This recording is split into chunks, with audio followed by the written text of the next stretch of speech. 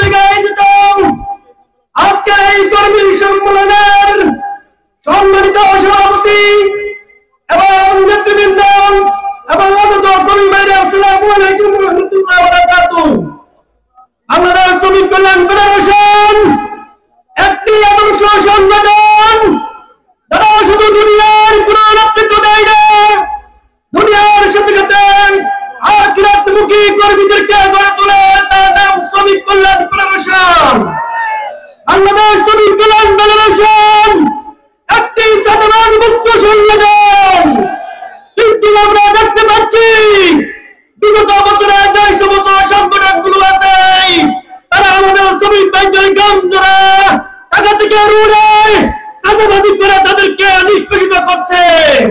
তাই আজকের কর্মী সম্মেলন থেকে আগামী দিনে যারা সাজাবাজি করবে তাদের 2 হাত ভেঙে দিব ইনশাআল্লাহ। আমরা সরকারের কাছে আহ্বান জানাতে চাই শ্রমিক কল্যাণ ফেডারেশনের সর্বোপরি কাজ করার জন্য আমাদেরকে সুযোগ করে দিবেন। বিগত দিনে আমরা আমাদের র্যালিগুলো করতে পারি নাই, আগামীতে আমরা কারো কোনো রক্ত যুদ্ধে ভয় পাই না। শ্রমিক কল্যাণ ফেডারেশন জীবন দিতে পারে, অন্যায় কাছে মাথা নত করতে পারে না। তাই আজকে এখান থেকে স্লোগান হোক দুনিয়ার কল্যাণ আখিরাতের কল্যাণ, তার নাম হলো শ্রমিক কল্যাণ ফেডারেশন।